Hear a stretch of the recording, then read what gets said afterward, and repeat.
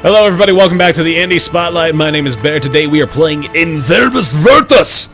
It's a game by Indomitus Games, built with the Unreal Engine, and it is pretty awesome. It's a game in which you control magic using your voice, your actual physical voice. Like the things I'm saying to you right now are also going to be controlling our use of magic within the game. It's a really cool concept. It was actually kind of already released as a tech demo of sorts back in, I think, 2012 or something like that. It's a little ways back. It's now on Steam Early Access. Of course, you can see here, this is the version that is currently on 0.5.757, so it's still in development. We gotta forgive it for some glitches. In fact, I've run into a couple of game-breaking glitches, unfortunately, thus far. But still very, very enjoyable in its current state, and if you want to get it on Steam Early Access, you can do so by way of clicking the link down in the description below if you're watching on youtube.com/beartaffy, or like I am going to do right now, you can click the !spotlight command in the chat, and Moobot will direct you where to go to get it. Quick rundown of the video controls right now. It's just the resolution settings. You got your anisotropy, which I still don't understand, but you can change that. Texture, shadow, detail, and then your gamma, which actually doesn't actually matter that much for your performance. And then you can actually change it to a rounded screen, which does do pretty well to soften the blow of very bright lights and that kind of thing. So helps out a little bit there.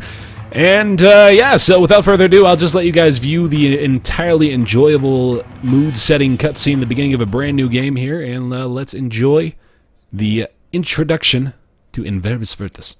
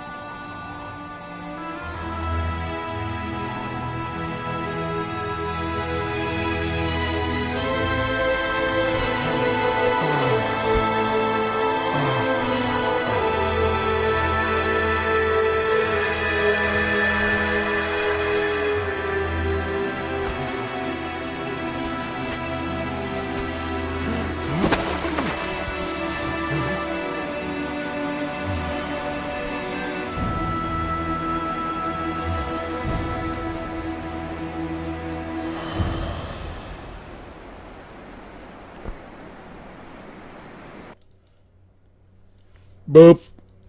There it is. Not too much to it. And unfortunately, doomed to death, I actually can't skip that cutscene. Believe me, I've tried, so that's a bit of a shame to it at the moment in its current state. A few other things I will mention as we go through as well that I'm a little disappointed by in its current build, but I imagine could, of course, entirely be subject to change. Alright, so, first of all, I'm going to turn this down a little bit more just so you guys can hear me a bit more clearly. So, this is In Verbis Virtus. It looks phenomenal. I have to say that. Like, this is a game, of course, built in the Unreal Engine, but it takes full advantage of it. And this is an independent developer, by the way. Like, this isn't like a big-budget title. This thing looks freaking fantastic. I have got to give it major kudos for that, man. Like, we're not even, obviously, in a very good-looking part of the stage at the moment, but I am incredibly impressed by it. So, making our way through now. I'm actually going to go ahead and just sprint through a lot of this. Of course, I do have a few gripes with it at the moment. First of all, the fact that there are indeed, like, very game-breaking bugs in the game at the moment. For example, going through the game, if you get to about the portion in which you acquire, I think it's like the third spell. I'm not actually spoiling anything at the moment, by the way. But getting beyond the third spell, there's a point at which your save files are all corrupted. So, unfortunately, if you die at that point, then you die forever and you have to start the game fresh. That obviously is going to be fixed, but I'm just kind of warning you guys, if you buy it in its current state, that is actually not fixed yet, as far as I'm aware. That was, as of yesterday, the game is still in that condition, so unfortunately that is something you should be aware of. But regardless of that, we can go ahead and move forward here. Of course, you can see there is only a health bar at present. I don't believe I can even... Yeah, I can't actually bring my hands up just yet. We'll be able to do that at some point when I acquire our first spell to cast here. And we're just going to go ahead and enter the temple domain. Inside of here in the desert. It does have a bit of an Oblivion vibe, doesn't it, Pedro? Yeah, and hello, Retro Pokemon, by the way. yeah, it definitely has that kind of feel to it. It's got a great atmosphere. I really dig the mood it puts you in, the atmosphere, the environment, all that good stuff. Has a bit of a Prince of Persia feel to me as well, at least in the desert areas, and the music sometimes, like that trigger right there, that reminded me a lot of Prince of Persia. So we're gonna go ahead and this, by the way, this is kind of one of the first puzzles. I'm probably gonna be spoiling a few of the puzzles here, by the way, which oddly enough, this one took me forever to realize that the sixth pillar was actually broken down, and you had to go over there and touch it on the ground to solve this one. But we're just clicking all these inscriptions and making our way over to the door here. You've unlocked hands! Okay, so we've now opened up the first doorway to get inside of the, I guess, the dungeon of sorts, and we learn about the Mahaki? No, I guess that would just be Mahaki language. I spent years studying the idiom known as Mahaki, which means the language of the creative deities, yet I had only scratched the surface.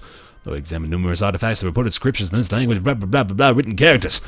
All good kind of backstory. Now, I was going to read that entire thing because I should make note of the fact that those actually do come into play. So the way that the puzzles are laid out in this game, it's very, very confusing majority of the time. And unfortunately, I kind of got to give it a mark down for that. This is one of those games that has puzzles that are kind of built backwards, and that often leads to it being a bit too difficult for players such as myself, and I think I am in the majority in this respect. When you build the puzzle backwards, it makes sense when you're laying it out, but when you try to introduce that to a player, when you've already gotten the idea of how exactly you go about solving these riddles, it can often be very, very confusing, up to the point where you finally figure it out, and then you start to put the pieces together in that backwards manner, and then it starts to make sense. But unfortunately, it can become quite frustrating. So first of all, I just want to show you guys here, this actually is a bit deceptive. So this portion here actually leads to a kind of a jumping platforming puzzle maze that we have to use a spell to get across. We can't actually cross through this area right now because we can't see anything. The action's coming up, man, I promise you that. Okay, so first of all, I should say, the beginning of the game is a bit slow. It slows down, and we will be finding our first spell momentarily here. I'm actually going to go ahead and come back to this in a little bit. We'll be finding our first spell, which is simply a spell of light. So allow us to see better in the dark tunnels like we were just about to see. And now this is kind of where I want to show off just how pretty the game can be. I mean, this runs at an incredibly smooth 60 FPS, 1920 by 1080 on my rig, and it looks gorgeous in that setting. I am currently running it downscaled, about 1280 by 720, so still looks really, really good though. So here's our first panel. We just learnt a spell. This formula has been noted in my journal. If you are a bit pedantic in regards to spelling and grammar, you might have a bit of an issue with this game as well, unfortunately, but it's not that big of a deal, of course. So, lots of backstory behind the spell. I don't think any of this really matters too much, but right here, we can see the command that we need to utter to cast this spell. And it actually has a built-in voice guide as well, so we can click this, and it shows us how to pronounce it. So, as you can see down here, to cast the spell, we press and hold the left mouse, Lumetial. Lumetial. There we go. Usually very responsive. That was an abnormality there. I think it's probably because I was saying a bunch of stuff before I said the spell. So, there's the first example of it, Lumetial. And there it is. And it is awesome. I was just like, I just got so happy when that happened. I mean, it's certainly not like an incredibly revolutionary aspect of gaming, but I think this is a great implementation of this kind of idea. I think this is exactly what should be done with this sort of technology, with this sort of technological prowess, right? We're gonna go ahead and read this book here. Clicking this actually gives us, so like this, for example, this is a good example of something that you need to pay very, very close attention to in order to solve a puzzle later on in the game. Actually, no, that's not the one it is. It's right here, I believe. So we're reading through this. Or no, sorry, this isn't even the one. But we'll find another book like that later on in the game. Lumetial. Lumetial. Lumetial. Lumetial. There it is. I think I was cutting it off too early. You know what? I actually want to prove to myself that it is just as responsive as it was before, so let's try this again. Lumetial. Lumetial. Lumetial. Alright, so it's got a pretty good success rate. I wasn't having any struggles with it when I was playing it at first, but I suppose it can be a little bit finicky. So you have to have a microphone enabled to play this game, yes, Tuna Fish. Unfortunately, I am not aware of a way to play it without one. This is a microphone-required game. It just casts the spell without me saying anything in like, even tangentially relevant to the spellcast, but that's alright. Yeah, I believe a microphone is required to play this one. Alright, let's see here. So I need to get back to, this is a bit of a maze in and of itself. I need to get back to the section that was where I was just showing you guys I couldn't quite cross because we needed the spell. So, this is exactly what I was talking about. We wouldn't be able to know that this existed if we didn't have the spell of light. So, this is exactly why we needed that. We're going to go ahead and carefully trudge along here. These walkways are actually quite treacherous. I've found myself falling down more often than I successfully cross through. Oh man, just look at this. Just take it in. It is a pretty game. Yeah, man. It's of course in the pressure of the moment here, it's not treating me well, but when I was playing it on my own, I can vouch for my own couple of hours of experience with the game this far, and I can say that it was being incredibly responsive to my commands. So I give it the benefit of the doubt for what I'm demonstrating right now. Lumetial. There we go. Imagine you get a spell where you summon a bear, you would be summoning them all day. Absolutely would be. You know, let's try that actually. I'm curious to see this. Fusroda! No, okay. Lumetial. Lumetial. There we go. I don't know, maybe we'll learn the Fusroda command at some point. You'll remember Rise of Nightmares. I wonder what spell activates when you say connect integration. So yeah, this is, God, it's just... I love games where I can just, like, sit back and just, like, take in some of the majesty, man. Like, it is... It just looks absolutely amazing. I can't really do it justice here either with my streaming setup at the moment, so I just gotta say, pick this one up for yourself if you enjoy a pretty-looking game. It is not going to disappoint. So... Journal has been updated with our second spell. We have now acquired the Beam of Light. Ectolume. By way of saying Ectolume. And there we go. Feels God, man. I feel like God, Base Cloud Kill. You gave me a good transition there. So we now have the Beam of Light, Ectolume. And there it is. We can actually control certain panels on rocks like this. Bada bing, bada boom. And, so, you would be inclined, having realized this about this portion of the game, to go down this way and investigate that path. Unfortunately, I know for a fact that that's not what we want to do at the moment, but we will, unfortunately, have to backtrack to this point again to progress. So, it's, a lot of backtracking, unfortunately, in this game, at least as far as I've played it, and it's only been a couple of hours, so... if you're not a fan of going through the same portions over and over again, that may be a bit of a downside for this one for you. But you know, I can kind of appreciate it for what it is too, because it like guides you point to point and allows you to capitalize on the new spells that you've learned in the other areas in order to better progress through these portions here. Lumetial. This is indeed the Indie Spotlight Base Cloud Kill. Good wizard voice, thank you, man.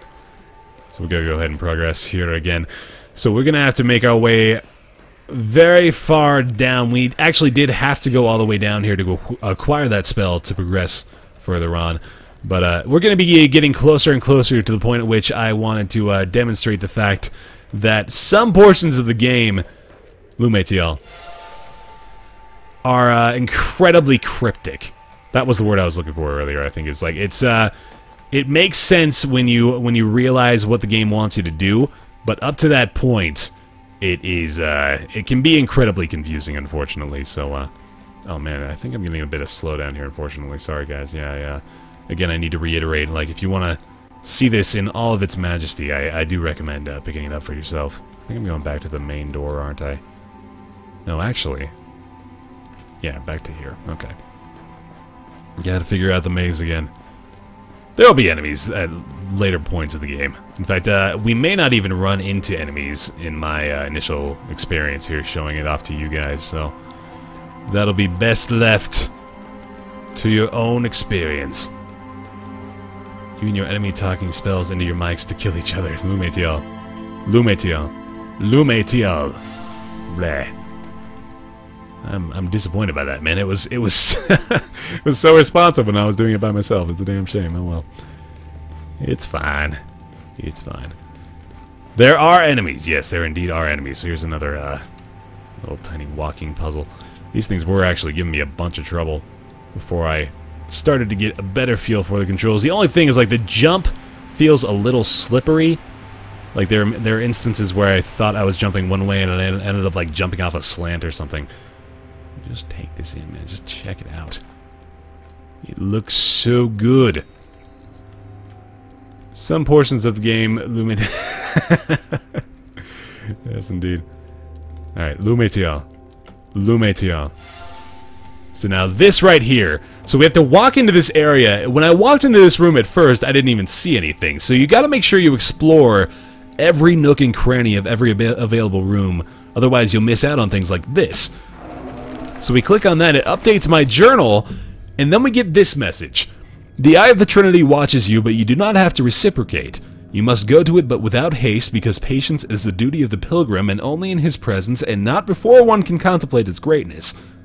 If you will be considered pure of intent and humble in the soul, you will have the benevolence of Veritas. So, what seems like a simple cryptic journal entry is actually a hint, actually a very elaborate hint, about how to approach a later portion of this game. And my god, I love this portion as well. Look at this. Look at this. It is breathtaking, man. I just adore portions of games like this. Lumetial. Love it when I can just sit here and look at beautiful scenery. Love it. Go ahead and cascade forward now. We run into an elevator. Automated lift. Come on down here into another portion that took me a little while to solve. Ectolume. So we have our beam of light. So a few of you walking in here could probably already put the pieces together pretty quickly in your heads, but what we've got is a massive diamond, a door that refuses to open, even if we do this. Ectolume. Ectolume. So unfortunately, that does not work out. So we've got to find a way to make the beam of light do something to unlock something in here. Of course, I'll just go ahead and solve it for you. Ectolume. So you can see that it reflects off some of these diamonds here. Bam, bam. Bam, bam. The proper way is like so. This sounds like La Mulana levels of obtuse. Yes, Kefka, that is exactly right. La Mulana is a great comparison for this. It is very confusing sometimes. Lumetial.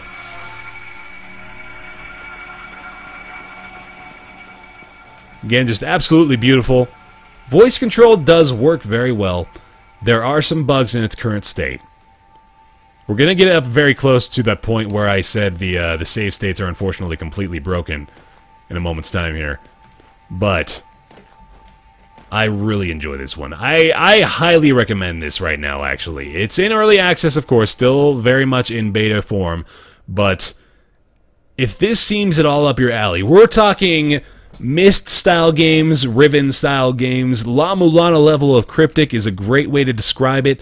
Combat does exist in later stages. You'll get a bunch of different spells. It is really fun. It is a great time, and it looks fantastic. So, check this out, man. Look at this nonsense here. So, we have the Eye, which we remember from the journal entry, right? The Eye of the Trinity watches you. This right here. The Eye of the Trinity. We have this over here. We can interact with it, actually, and it tells us. Mark of command. Lumetial. But nothing happens. Ectolume. Nothing happens. Bends the light beam, actually, which I thought might be something, but it turns out there's nothing regarding that. So, I'm going to spoil the solution for you guys right now, but I just want to show you it because it's absolutely ridiculous to me what this really means. Like, I can't believe I figured it out myself. I'll be honest with you. Like, I have no idea how it just, like, occurred to me that this could be the possibility of the way you do it. But, check this out. The Eye of the Trinity watches you, but you do not have to reciprocate. You must go to it without haste, because patience is the duty of the pilgrim. So, this is what you have to do. The Eye of the Trinity watches you, but you do not have to reciprocate. Approach without haste, because patience is the duty of the pilgrim.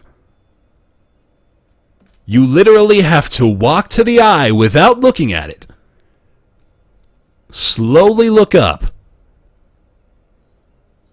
And that's where the spotlight ends, because there's actually some naughty bits at the end of here. But thank you guys very much for watching the Indie Spotlight. This is In Verbis Virtus. Please check it out. It is on early access on Steam right now. I'm going to cut it off here because this is where things get really interesting. And there's a naked lady. So if that's encouragement enough for you, maybe that's all you needed to know. But thank you very much, guys, for watching the Indie Spotlight on In Verbis Virtus. You can check it out in the link down below. You can check it out on Steam Early Access right now. I'm going to be playing a little bit more of it at the moment on the live show. So, if you want to see more and actually maybe even help me figure out some more of these puzzles in a later game, feel free to stick around. But for now, this is going to do it for the YouTube edition. Thank you very much for watching, and I'll see you guys in the next Indie Spotlight.